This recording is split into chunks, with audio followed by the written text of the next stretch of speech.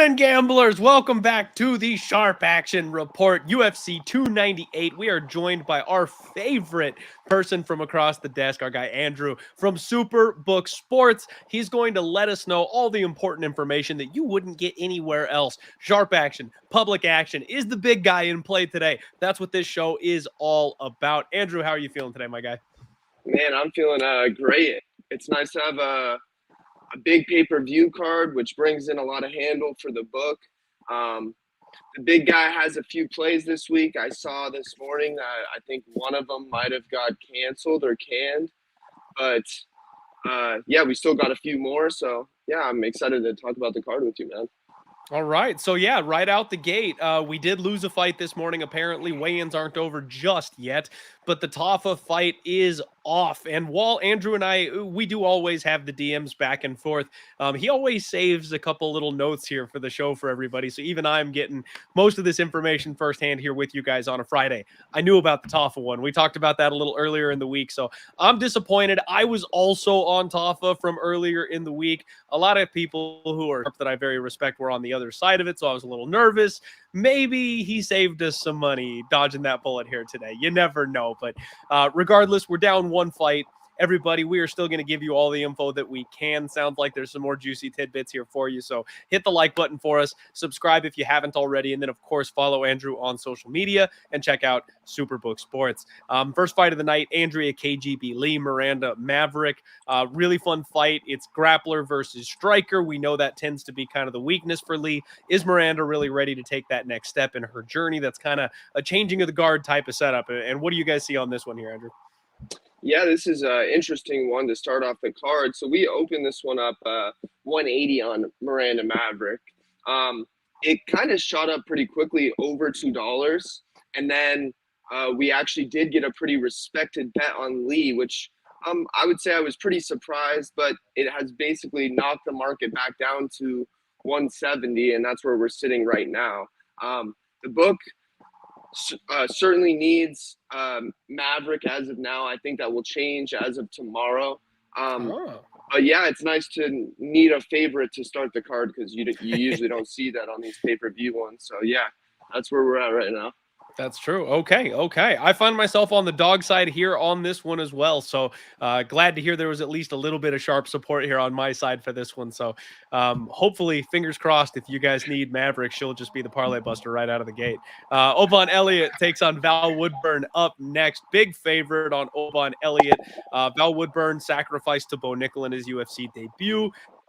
Really tough fight in my opinion because I have a hard time trusting either one of these guys. Elliott's probably the side, but I can't get around minus 325. Do you guys see anything notable over there? To be honest, this is one of the lighter bet fights on the card. But yeah, we got a little bit of action. We opened it up at 250. It's currently sitting $3. There really hasn't been any buyback on the dog yet. I think after they saw how the fight went against Bo Nickel, no one's really interested. But yeah, hopefully we can get some dog money. I saw that. I'm pretty sure it was Oban Elliott, but he was struggling with weight this morning. I'm not sure if he made weight or not. I'm pretty sure he was trolling. Probably. I'm pretty sure his coaches were trolling. Yeah, they said that they didn't like read the contract right or something. He was at the wrong weight class. He made weight fine. Like I would assume that's all jokes, but even if it was true, he got on the scale and he made weight just fine. So I think they were messing with us. Yeah, so I'm hoping we can get some dog money. Really, it's just been a light action fight so far, so I really don't have too much to report on this one. That would make sense. If there was a fight that I'd avoid on this card, that would be the one. So I get it. Next up, you've got Josh Quinlan taking on Danny Barlow. We've got some interesting back and forth on this fight. I think a lot of people are sold on that left hand to God for Danny Barlow, but then there's been a couple nibbles from what I've seen on the Quinlan side. Without USADA in the picture, it all comes down to me whether or not Quinlan's got his super soldier serum coming in here to this fight. What do you like over there, man? Yeah, so this one's interesting, right? Both of these guys can hit pretty heavy, so I'm excited for this fight. This is one of the ones I'm really looking forward to. We opened up Barlow at $2. It actually started coming down. It got as low as 170, but then we did get a respected bet on Barlow, and it's kind of just shot back up right to where we opened it. So now it's sitting back at $2. Like I said, right where we opened it. I was kind of hoping when I was watching the prices, when the Barlow price was coming down, I was kind of really looking for that to like hit that 150, and then maybe I would have been a little bit more comfortable coming in on this fight. But for booking purposes, we need Quinlan right now. We're trying to write some Quinlan money so we can need a favorite. But yeah, we know that these $2 favorites are always thrown in the parlays, so we're gonna need some parlay busters. And yeah, so that's where we're at right now. I hear you. And man, as a gambler, I'll tell you this card scares me just a little bit because the parlay favorites, we're not seeing minus 350s, minus 400s. They're all in that -2 to minus 250 range, and that's not any MMA gambler knows that the minus 200 ballpark is the scary spot to be. So I'm a little nervous going into this weekend because they're all right in that same range. Zhang taking on Ribeiro in the next fight. This is about as close to a pick'em. I guess there's a couple other pick'em fights here on this card, but this one really closely lined. It looked like it was going to flip at one point earlier in the week. Seems like Zhang has taken a little bit more money to kind of push Ribeiro back to being a dog. A little bit of tug of war from what I can tell here. Anything interesting to note on this fight? Yeah, this is actually a pretty solid handle fight for the undercard, and it's been one we've been keeping our eye on. One of the guys in the back who's really into the UFC with me, he's all over Ribeiro. He bet him early in the week and got a much better price, but he's been kind of pushing the book to need that side all week. So we opened this one on Zhang and it was 160. Like you said, it shot down to almost a pick, and now it's sitting 120. We do need Ribeiro. I would say we've been pretty aggressive to book to that way. But yeah, not too crazy of action, but we're looking to need the dog in this one. Okay, interesting. I like that. I'm definitely looking towards the Ribeiro side. I don't have a bet locked in on that one, but I definitely kind of leaned dog or pass, and so I'm kind of interested in the dog side. You telling me the book might be setting up to want that side definitely has me a little bit more intrigued. Next up, we've got the biggest favorite on the card, Rinya Nakamura, 14-1. I got a feeling you guys are having a tough time getting Vera nibbles here. Yeah, you're exactly right on this one. We opened it at $12. It's sitting $14. There's been some parlays with him tied in it, but it's been a struggle. This one is in the Woodburn fight have been the two that no one seems to have too much interest in. I don't know if the price is just not what people are looking for, but yeah, I mean, I don't really have too much to report with this fight either. There's nothing crazy Yeah. either way, and not much on the total, to be honest. I think we're all just on the same side there. It's hard to bet a 14-1 favorite unless you're taking the dog. So I think we just all expect Rinya to kind of get in there and do his thing on Saturday.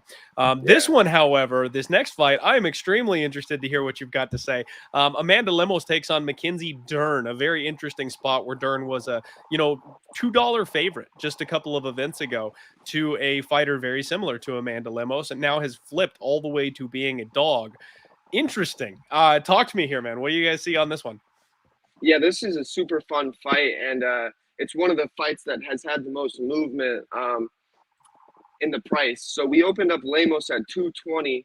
It's currently sitting 120, and when we had it up at $2, we did get a respected big guy bet on Mackenzie Dern. So Ooh. that is something we've been Ooh. keeping our eye on, and really trying to book to need Dern.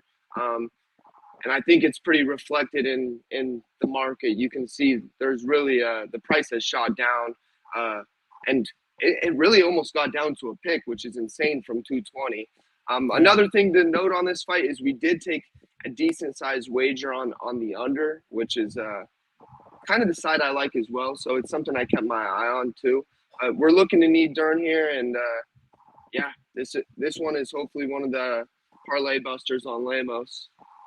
Okay. All right. That's music to my ears. I've got to bet myself on Mackenzie Dern.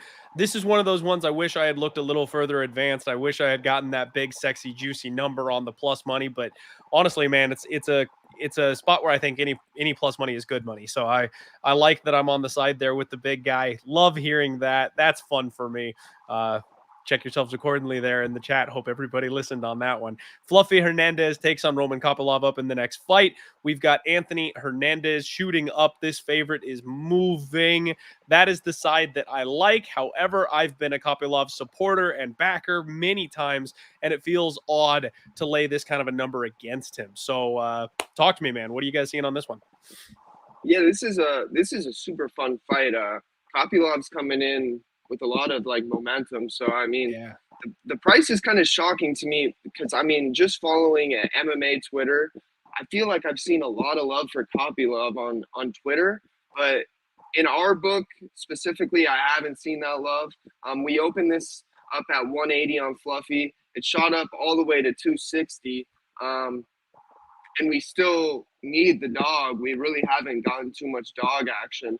I'm kind of assuming we're gonna get some before this fight because, like I said, I've seen it on social media. So I'm expecting some people to maybe tail some of their guys that they like to follow and stuff, and give Kopylov some love. But right now, we really could use Kopylov to be one of the parlay busters, and yeah, we need the dog here.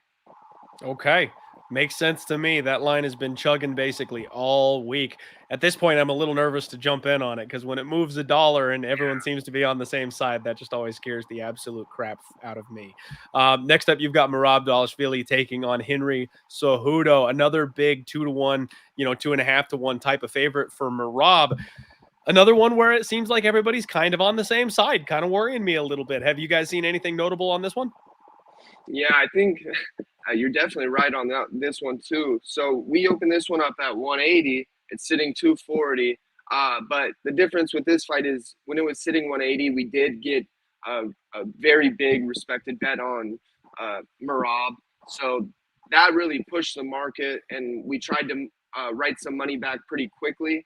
And as of now, we still need Cejudo. And I don't think we're going to that's going to change as of tomorrow. I think it's actually going to be a bigger hole getting in tomorrow because, like you said, it feels like everyone is kind of on the Merab side on this one, and it really doesn't matter what the price is. So I'm rooting for Cejudo. I hope he can get this one and not have to hang it up and keep being the king of cringe or whatever he is, and get in line for a title shot. But yeah, we need Cejudo here. If Cejudo retires, he's going to have to pass that mantle off to me. I'll take it up and I'll handle the cringe from here on out. Let's go. Jeff Neal takes on Ian Gary. And as much as I want to see Ian Gary get punched in the mouth and knocked out and finished, I'm not entirely certain that this is going to be the spot where that happens. What do you see on your side of the table, man? Yeah, I mean, we're kind of hoping for the same thing over here. It's another one where the favorite money line has just moved up as the week has gone on. I'm actually surprised that there hasn't been as much handle on this fight because like Ian Gary's a pretty big name, and you see all this stuff in whatever the press conferences. He's like a hot topic right now, but this fight's pretty light action. But we did open this one up at 220. It got as high as 250. Got a little Neal action and moved down to 240. So we're sitting 240 on Gary right now. We did get a pretty big bet on the over, which was interesting. And I would think with the over, that definitely favors the favorite. The longer it goes, I'm just tying those two together, thinking that favors the favorite. But like you said, I hope Neal can go in there and shock the world and knock this dude out. But I'm not seeing it either. I think that'd be fun for all of us. I think we're all kind of resigned to the fact that this is probably an Ian Gary spot, even though we're all rooting the other way. Yeah, gotta wait for Shavkat. Yeah, exactly. All right. Rob Whitaker in the co-main event taking on Paulo Costa. I can report it looks like Costa has, in fact, made weight, folks. The fight as of this moment is still on. And that was one of my biggest questions, Andrew, was are we even going to see this one? Because Paulo has a bad habit of playing games on weight day. So he made weight. He looked fine doing it. Of course, I'll do the full breakdown on the Undefeated Post Weigh-In show following the ceremonial weigh-ins that'll be a little bit later this evening for you guys. Come on back, and of course, much more interactive with the chat and things like that on that show. But this is a fun co-main event, another $2 favorite. Andrew, anything that you've got to tell us on this one? Yeah, I hate to be repetitive, but a lot of these favorites really just have been juiced up as the week has gone on, from the low 200s, high 100s. Now they're sitting mid 200s. So this one opened at $2 on Whitaker. We're sitting 250 now. The money has been coming in on Whitaker, but I feel like we talked about this a few weeks ago. A lot of the times, some of our more respected bettors just kind of they keep their eye on these lines, and as they keep juicing up as the week goes on, because they know that favorite money is coming in on the big names that are, and they see that line moving, they come in like an hour or two before the fights and make a big bet. This is one where I would not be surprised if that happened. Cejudo is one where I wouldn't be that surprised either. So that's what I'm keeping my eye on. But like I said, this line has been moving up as the week has gone on. And then on the total, we did get a bigger bet on the over as well, and that was something that was notable. Interesting. Okay. I kind of do like the over on this one as well. I'm seeing like minus 160s out there on the 2.5. Kind of scary considering Rob just coming off getting KO'd. And if Costa is taking the fight seriously, you wonder what he'll be able to put on out there. But very intriguing fight. It's interesting to me. I've seen that plus money number tick down ever so slightly in other places around the market. So the fact that it's hand over fist Whitaker money, but that plus number is coming down a little bit. That's interesting to me. All right, main event time. Alexander Volkanovski takes on Ilia Topuria. And Andrew, I'm just gonna cut you loose on this one, man. Just so you all listening know, I do apologize. I'm battling a little bit of a cold here, so sorry it's not as interactive as it normally is today. I'm a little under the weather. So Andrew, main event, big one. Long time awaited challenger taking on the greatest of all time, secured his position in this weight class. There's got to be a lot of back and forth with this number being close to pick 'em. Man, yeah, this is I actually changed the limit on this fight in general, because this is a fight that just has been, everybody's super into this fight. Like you said, there's big opinions going both ways. We're trying to just let the customers bet on this one, because this is a fight that feels like it's really close to a pick. And we opened this one at $2. Obviously, it was before Islam knocked Volkanovski out, and after that, it really came down to like 140. Now we're sitting 130. The lowest it got to on this fight, it actually got to Topuria minus 15. So he was the favorite for a short amount of time, which was something that was really interesting. We did get the big guy very early when we had the advanced line out on Topuria at plus 160. So that is something definitely of note and goes into our booking. And even as this price came down, we were getting a lot of Topuria action until that thing hit Topuria favorite. We did get a respected bet on the other side on Volk. So there's really, like you said, there's tremendous handle on both sides and a lot of sharp respected action on both sides. So we're looking to need Topuria. That's not what I think. I really think Volkanovski is not done yet. I kind of think he's going to get this one done. I think you said you like Volk, or you bet Volk. Yeah, so I'm really rooting for Volk, but the book needs Topuria, so I'm kind of stuck in a tough spot right now. Rooting for Volk, book needs Topuria, and yeah, tremendous handle on both sides, really. The big question, though, Andrew, is who won the press conference? Did you watch that? Yeah, that was awesome, man. I mean, what do you think? Is it strength for Volk being an old man, or is it weakness with him showing the age?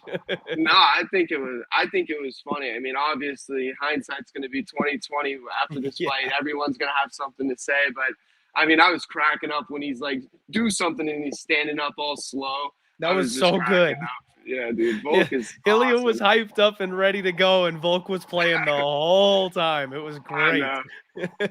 Yeah, I feel like Taporia has done a good job trying to get under his skin, but I feel like Volk's just not having it. He knew what was going to happen in this fight, and he's just embraced it. And I'm hoping he wins. He's awesome. He's one of my favorite fighters ever. So I'll be sad if this is kind of the final stretch for him, and he gets beat. So yeah, I'm with you. hoping for Volk.